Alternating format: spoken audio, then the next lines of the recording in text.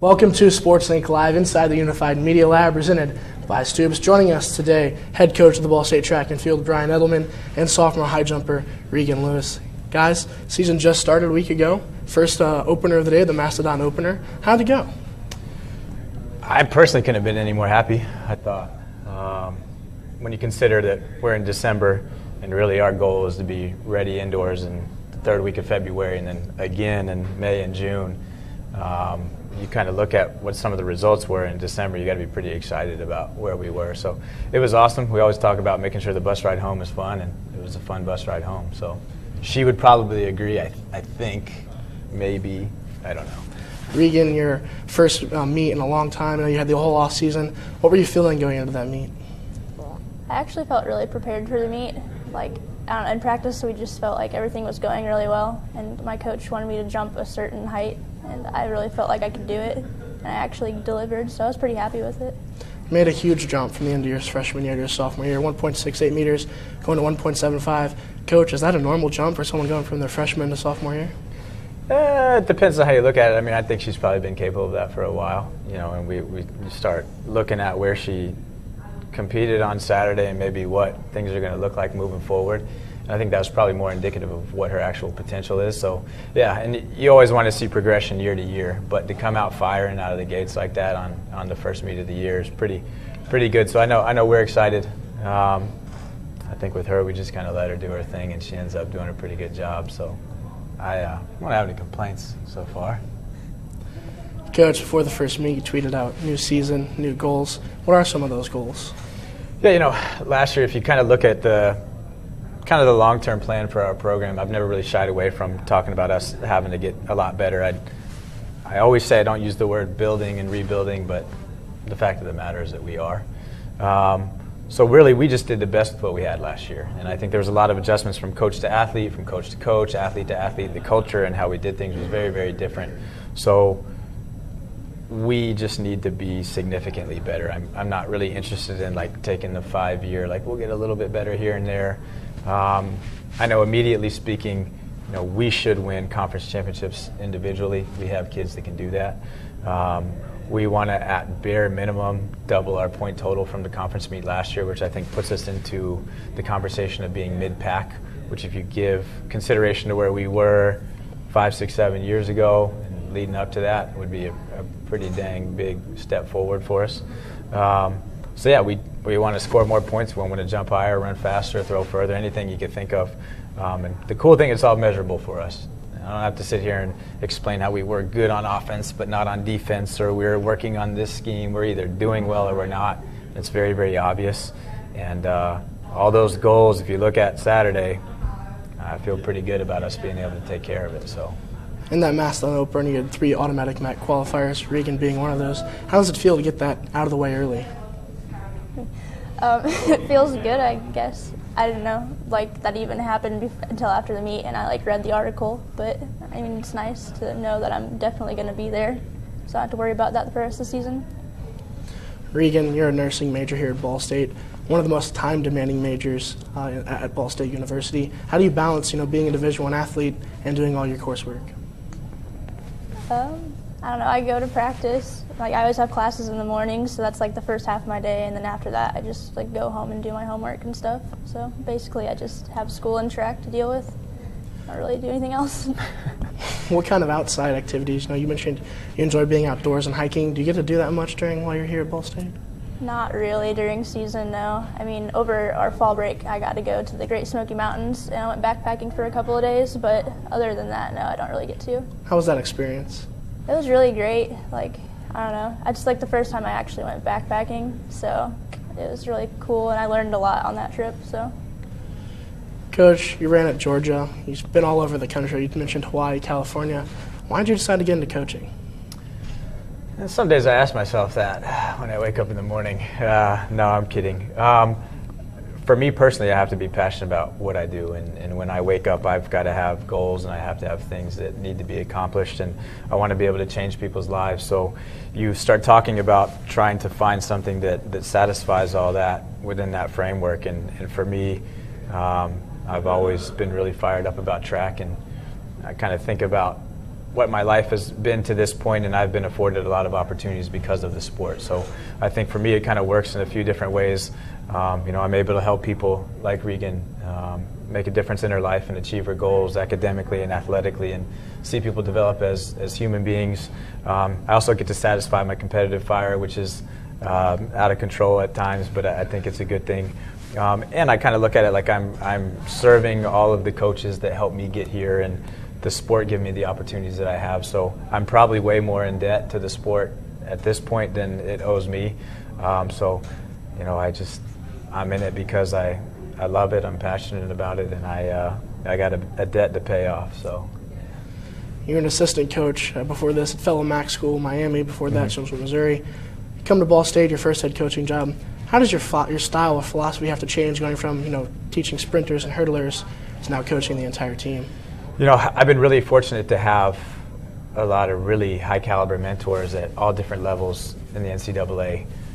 So when you consider some of the people I was around as athletes and coaches when I was at Georgia, and the leaders that I've been fortunate enough to learn under, I was probably about as prepared for this as you could be as a first-time head coach. Now you say that, you feel good, and then you actually wake up and start doing it, and you realize that you've got some work ahead of you. But I've kept my perspective as wide and deep as possible. I focus on the technical stuff when I'm coaching the sprinters and hurdlers, but everything that we do has to fit into the grand scheme of our entire program and the big picture, and accomplishing goals with Regan as an individual, and Jasmine and Lauren, but then also making sure our program is moving forward. And so I feel pretty good about it, and I'm just always thinking about what kind of effect I'm having on the perception of our program. Are our alum proud? Are we making a difference in people's lives? Are we getting better competitively? Are we graduating people? Are our kids good human beings when they leave our program? So a lot of different elements, but I think if you're just living your life right, it's really not that tough. Regan, you were one of the first medalists at the MAC Outdoor Championships since 3 or 4 years now. What was that like? It was really exciting. I mean, going in, I wasn't ranked to do that. So, in the back of my mind, I really wanted to. So, I thought maybe I could. It was just a surprise to me. I don't know. I really liked it. Obviously, a very exciting end to your season last year. Coming in, you have the first opener. You have a little bit of a break now going into the holiday break. What are you working on to get to the next step? I don't know. I just need to get into really good shape, I guess. I just do my workouts over the break, make sure I get them in, because if I don't, I'm not going to come back ready to jump. When you're going through jumping, a lot of sports, they talk about track and field being one of the most mental sports. How much does that affect you jumping? If I think about it too much, I'm not very good at high jump. So if I just go out and have fun and don't think about it, usually I do a lot better. Okay, name's Regan. You got to get a lot of different variations of that. You ever had any mix-ups with your name at a competition? Yep, I have. One time, they always call me Regan because everyone thinks that's my name. And this girl named Raven, she was jumping too, and they said Raven, but I definitely thought they said Regan, so I was just prepared to jump. So I went and kind of stole her jump at that meet. Does that happen often, Coach? No, it doesn't actually, but for the record, I think traditionally it should be Regan, but we're going to let her, as long as she keeps medaling at the MAC Championship, we'll pronounce it however you want us to pronounce it. Is that fair? Deal? I guess. Okay. Coach, 15 newcomers to the team this year. That's a lot of personalities to add into a new team. How do you mesh that, and how close have the girls become? I think that's probably, if you talk challenges, when you are getting better and trying to take really big steps in that process, that's probably one of the most difficult challenges, is getting people on the same page. We talk about people just prioritizing track in school and using that as the common bond across all the different event areas and the different people. I know one of the things that helps us the most is when we start competing. We have a cross-country season in the fall. The distance runners at times kind of feel like they're on an island doing their own thing, and the track kids are doing their own thing. So when we really get going, for instance, this past Saturday, it was just really nice to have everybody in the same uniform and on the same page. But yeah, our culture is always going to be, for me particularly, I like reality and I like the real world. So I want our culture to be reflective of that. So we're going to have rich kids and poor kids and black kids and white kids and everything in between, people that have parents, no parents, one parent, anything you could think of. So our culture is going to be enhanced by people that are reflective of just how the real world is, and I think that's how we prepare kids for the next step. So whatever our culture needs working on, I think is going to happen organically by having that different mix of people. And there's never a dull moment as a coach or as an athlete. I think you come to practice and you're always going to get a new perspective on how people live their lives and the challenges that they face. And I know that's one of the things that I really feed off as a coach, and I think our athletes can appreciate that too, is that we don't have a team of 35 of the exact same people. It's just boring, and we don't ever want that. So our culture is good, and it's continuing to get better and better and better. And quite honestly, the more we win, the better it's going to get. So, continuing with the culture, Regan, last year you spent a lot of your time training by yourself. There was another jumper. This year you have Megan there to jump with you. Does that help you at all? Yeah, I like it a lot more. It's nice to have someone to sit at a track meet with and talk to, because high jump, most of the time you're just kind of sitting there and waiting to get your one jump in. So it's nice to have Megan there, so I have someone to talk to.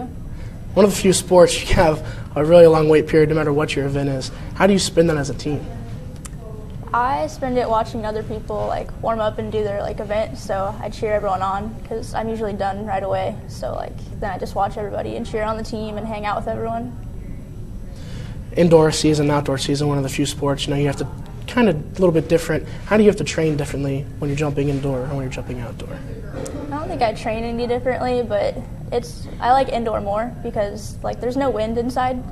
So if you kind of hit the bar, it might not fall off as often as it does outdoor.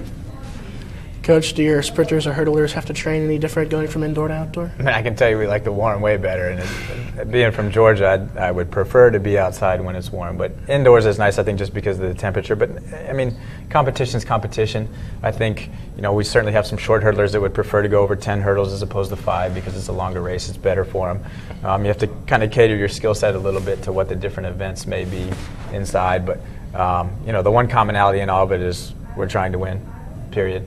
So you think about things like Regan last year finishing third at the outdoor championship. I think it was, 40, 45 degrees outside and a crazy rainstorm and just blown in. It might have been in the 30s actually because it looked like it was going to ice over and crazy, crazy weather. But she still got it done, and I think it's just a testament to it doesn't really matter what the conditions are, if it's inside or it's outside. We want to be the people that get it done regardless. So do the sprinters want to run outside when it's cold? No, I was one. That's one of the last places I want to be.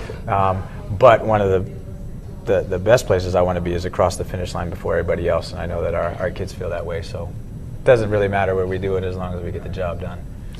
Coach, track being one of those sports where you have individual performances as well as team performances, how does that dynamic affect the way you coach or the way you maybe set up your lineup? Yeah, I always talk about this with our staff. We're going to enter into and exit every meet with kind of a mixed bag. There's going to be a lot of good, a lot of average, and some poor performances here and there. And you have to focus on the common denominator, which for us, now that we are building and getting a lot better, there's always a lot more good than bad. So, you just got to be able to balance, some technical advice to an athlete to help them get through a competition, but also keep their confidence going just in case it doesn't go well.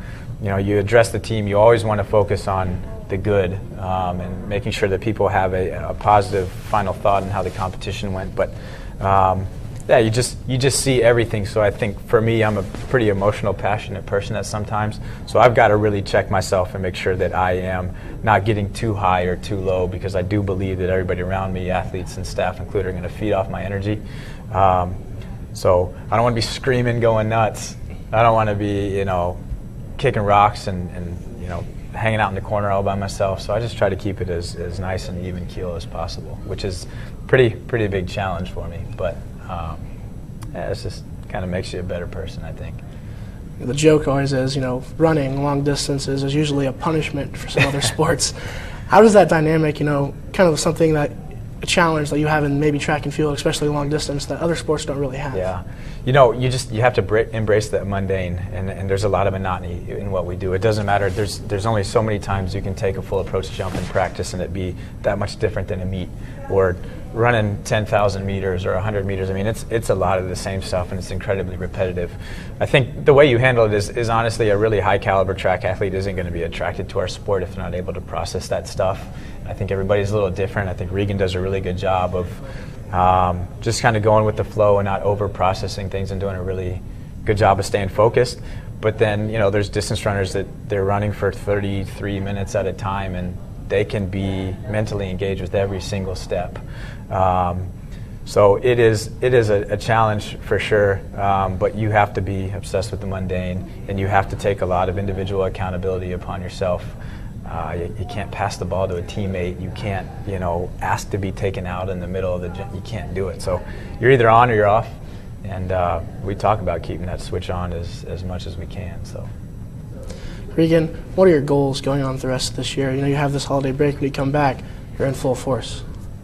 My goal for this year is basically just to place at both indoor and outdoor. I mean, I really want to win, honestly, but I want to get as much points as I can for my team.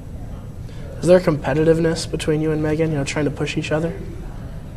Yeah, I'd say so, definitely. Like, at practice, for sure. I don't know, we really just go off of each other. And, if one's having a good practice, obviously I want to have a good practice, too, if she's doing well. So, yeah, we feed off of each other, I think. How does that competitiveness help your team, Coach?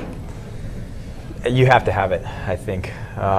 So, when we recruit and we train and we have our practice sessions, we have to design it to not be just everybody isolated doing their own thing. There's got to be some head-to-head competition in some way, shape, or form. Sometimes it's jumping at the same bar as your teammate. It's running the same distance at the same time. Sometimes we have to throw in some different stuff, playing knockout on a recovery day or go bowling or whatever, but we have to mimic the competitive environment as much as we can, because track meets are just very, very different when it comes to the flow and having to be ready to go. So I like the tension, particularly if we're having a hurdle day or we're doing some hurdle starts. I like to be able to feel the tension in the air because I know people are super focused. We have really good athletes right now, so it's very rare that someone's going to be incrementally better than our next best person. I mean, there's some cases, I think, in the conference where if we're running and performing really well, we could go 1-2 at the MAC meet or 2-3, or, making a final is going to be the difference between one of us and one of our teammates. So I think our practices mimic a track meet as much as they can.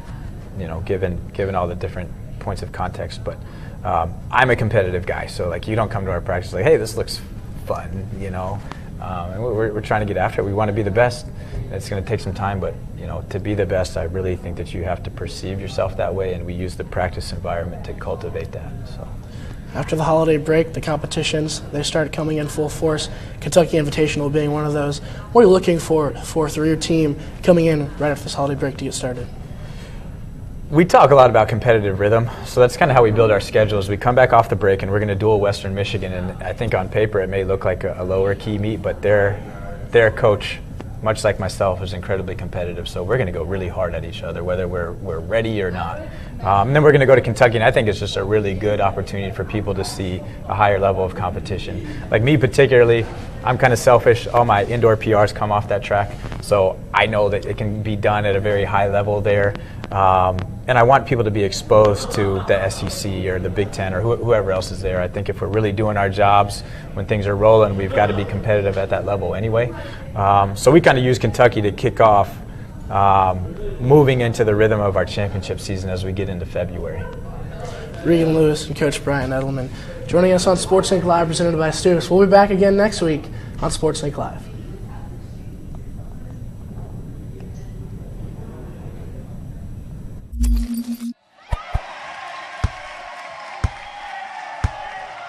Thank you.